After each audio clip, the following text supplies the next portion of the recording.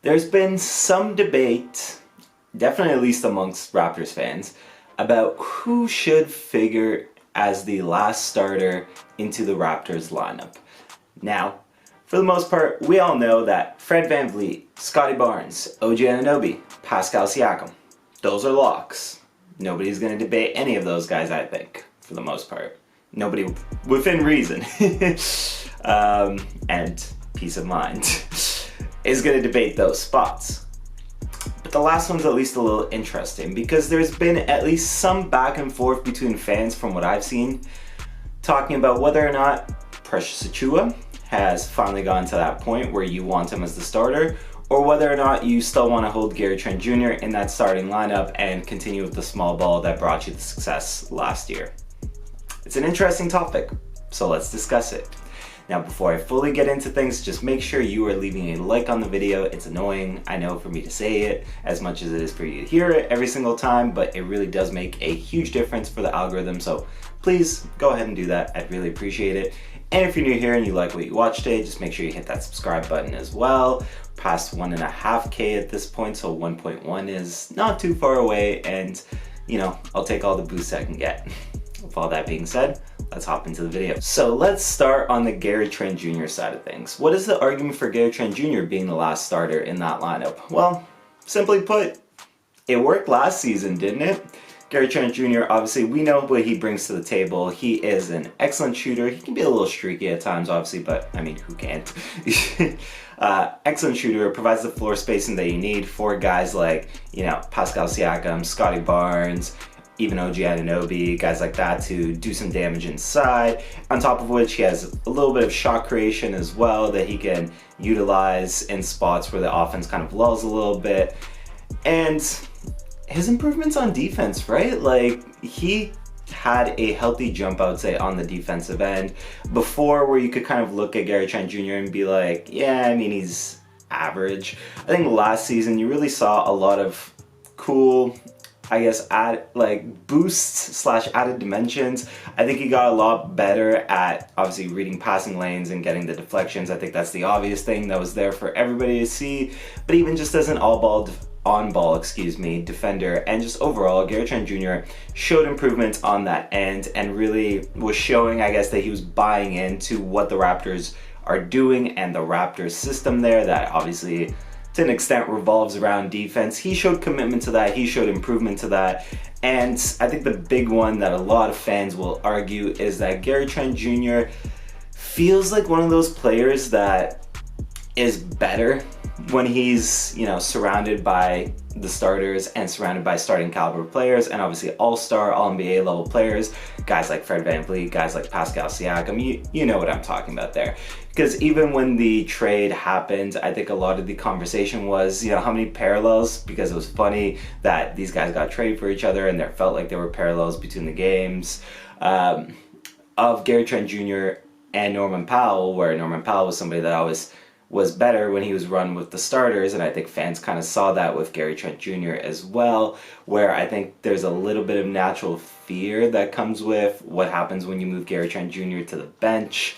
So there is a lot of inclination, to bring it all back, to keep him in the starting lineup, and again, just sit there and be like, well, if something's not broke, why try to fix it? Gary was good with the starters last year. He showed improvements across the board, and you have a formula that works. Why try to reinvent the needle?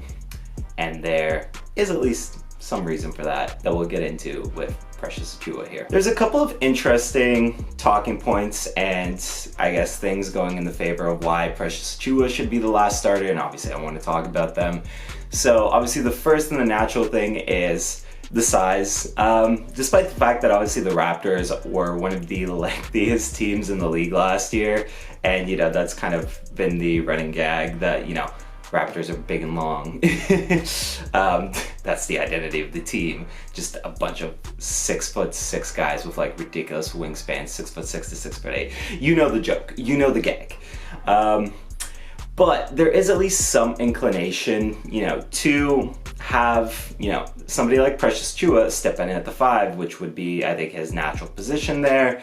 and then have Pascal slide down back to the 4, probably whatever combination that you want to put them at, the 2 and the 3, but obviously OG and Scotty at the 2 and the 3, and obviously you still have Fred at the 1, and then obviously sliding Gary Trent Jr. to the bench in the process. And with that, it's interesting because the first thing you might look at is, well, aren't they losing a little bit of shooting by moving Trent to the bench? I mean, are they? Because Precious Achiuwa by season's end was a very good stretch option at that 5, so the spacing thing, while you could debate it that obviously Gary's still the better shooter, the spacing thing isn't as much of a conversation as it would have been maybe at the beginning of last season if you're having this same talking point. Because again, Precious has shown the capability to knock that down, and on top of which obviously you get Precious's influx of defense. For as good of a defender as Gary Trent Jr. has become, I don't think it's a big debate that Precious Achiuwa is a better one, and especially, you know, that natural matchup against, you know, those bigger players that you're going to see at the 5. I think Precious Achiuwa is very natural and very capable of taking on some of those guys there. And on top of which, here's the interesting one, right? And this is a question I'll leave up to the comment section. I'm not going to answer it one way or the other, but who do you see as having the bigger ceiling between Gary Trent Jr. and Precious Achiuwa? Because if you're arguing that's Precious Achiuwa, which I do think a lot of people would make that argument, why wouldn't you want to give him a run with the starters and see what he's capable of with more regular minutes, constantly surrounded by, you know, these all-star, you know, level players, like similar to what we were talking about with Gary? But why wouldn't you want to see what he can do as a starting player in this league, right?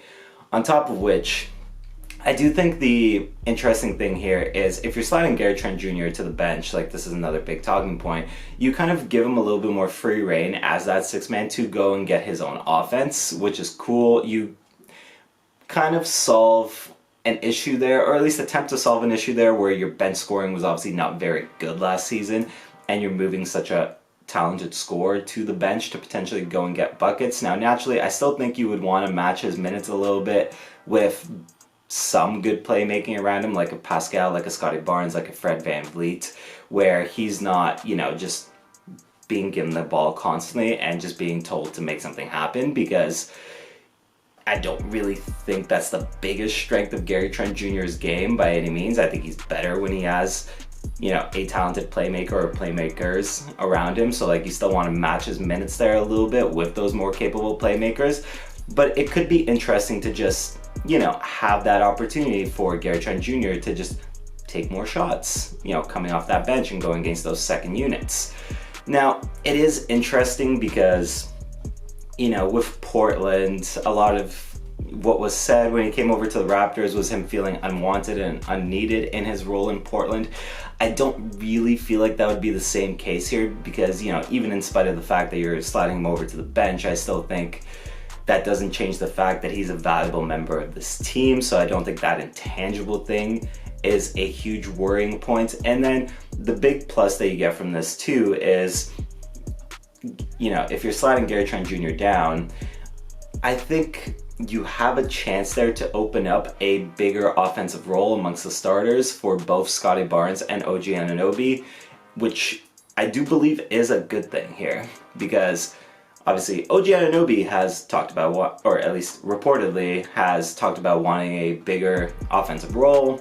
And Scotty Barnes, I think you're naturally inclined to want to give him that bigger offensive role because of the fact that, you know, he's young, he's talented, he shows all the potential in the world, so you just want to give him more of a chance to have that ball in his hands and see what he can do with it. At the very, I guess, worst, you know, not trial by fire, but like you let him learn by putting him in these situations, what he's capable of, what he can, you know, still improve on. You get the idea there, right? So there's very clearly, by the fact that I think this section is running longer than the Gary Trent section was, there's a lot of good arguments for why Precious as a starter works. And again, like Precious isn't necessarily somebody that constantly needs that ball in his hands, which I think meshes well with some of the other personalities that are in the starting lineup. So where does that leave us, right? Where does that leave us? Do we, like, as a consensus, Is Gary Trent Jr. or Precious Achiuwa the better starting option? And I think it's interesting. For me personally, I would genuinely play around with it. I mean, honestly, obviously, I'm not a coach in the NBA right now, so, you know, take my opinion for whatever you think it's worth, but I'd like to think to some extent, maybe play around with it and maybe, you know, change the starting lineup kind of matchup dependent on who you're going against. I think that's the interesting formula that you can go with here. But other than that, I don't think I want to / can give you a decisive answer on who that last starter should be. I think with Precious Achiuwa, because we haven't really seen it and because we've seen obviously Gary in the starters, I think there's a natural inclination to look at the Precious situation, the idea of him starting, and think to yourself, this is new, this is fresh, and we don't know what it could be. You know, it's the mystery box thing, right? Where it's like, we don't know what the mystery box is, so we want the mystery box. A boat's a boat, but the mystery box could be anything. It could even be a boat. You know how much we've wanted one of those. And let's just... We'll take the box. Whereas with Gary, you've seen the product, and the product is good. The product is very good, don't get me wrong. But because that's established, and because you know what you're getting there, versus with Precious, again, it's the mystery box. I think a lot of fans have a natural inclination to like the mystery box. I think, I mean, this is an assumption of human, whatever, psychology overall, but there's always a natural inclination to the to the mystery box to some extent, I would say, amongst people. But I will leave everything up to you folks in the comment section. Between Gary Trent Jr. and between Precious Achiuwa, who would you rather see in the starting lineup? Comment below, let me know your thoughts. Do you think it's time to unleash Precious and the potential MIP season, all that stuff? Or do you think there's a formula that works with Gary Trent Jr. and he should stay in the starting lineup? Let me know in the comments. Other than that, folks, usual drill, right? Just to reiterate it, if you're still watching this, you clearly liked the video, so hit that like button. It goes a long way for me, and I know I say it, and it sounds like I don't mean it sometimes because I say it so much, but I truly do. I appreciate it every time you folks do it. And if you're still watching, subscribe to the channel. You've enjoyed the video, why not enjoy more? It's been JJ Buckets. It's been a real one, and I will see everybody next time.